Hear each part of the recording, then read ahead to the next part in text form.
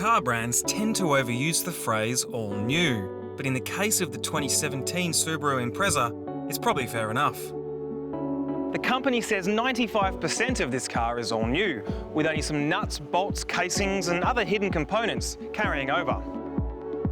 Brand traits such as symmetrical all-wheel drive and a sensible exterior design remain, but there are huge changes to the way the car drives and how it looks and feels inside.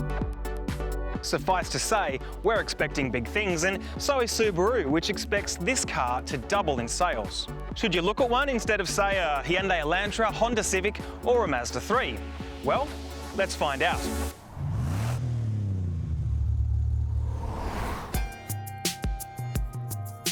The last Impreza's design wasn't exactly met with great fanfare, and I doubt this 2017 model will be any different.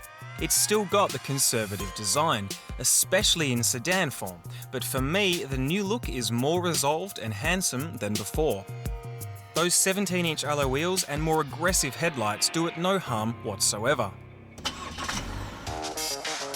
Whether or not Subaru can succeed in luring younger buyers remains to be seen, but there's no doubt it will appeal to the already converted.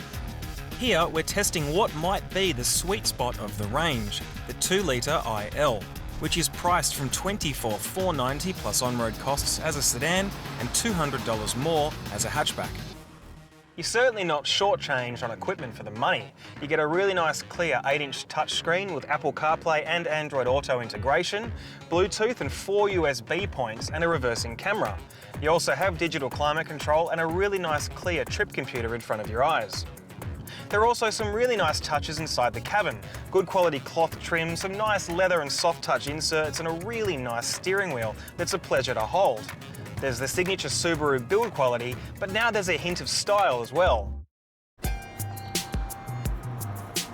Subaru has also fitted some of its eyesight collision avoidance technologies, including pre-collision autonomous braking, and for those too preoccupied to notice when traffic in front of them sets off, it has lead vehicle start alert and adaptive cruise control that keeps you a safe distance from the car in front.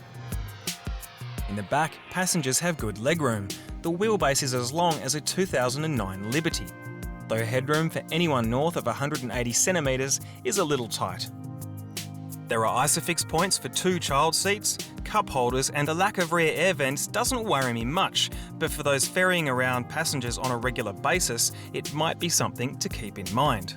Boot space is 460 litres, which is okay but not spectacular, while there's only a space-saving temporary spare wheel under the floor.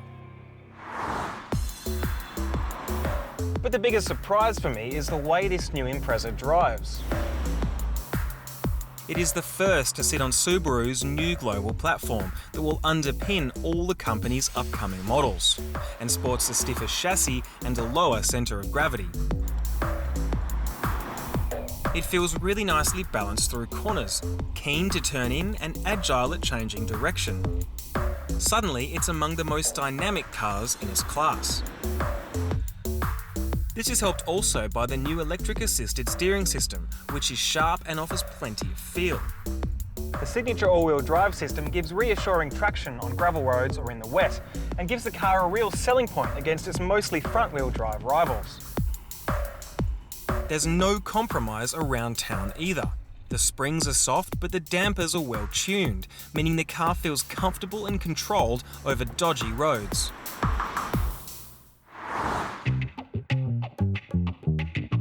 What lets the car down is its 2-litre engine, which by today's standards has a modest 115 kilowatts of power and 196 newton-metres of torque. It's zippy enough around town, but lacking low-end oomph under heavy throttle. The CVT automatic with paddles also sucks out some of the fun in exchange for reducing fuel use, though it's not the worst box of this type we've driven. But overall, I can't help but feel that the car's great chassis and all-wheel drive system are screaming for a punchier engine, especially considering a properly new WRX is still some time away. I'd also add that this new car has 12-month servicing intervals, unlike the older model's 6. At less than 25 grand plus on-road costs, it's also pretty good value too, considering you get the unique all-wheel drive system and lots of active safety tech.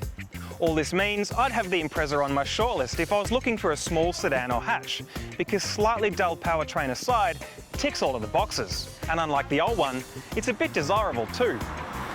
Visit CarAdvice.com and read the Subaru Impreza review to learn even more.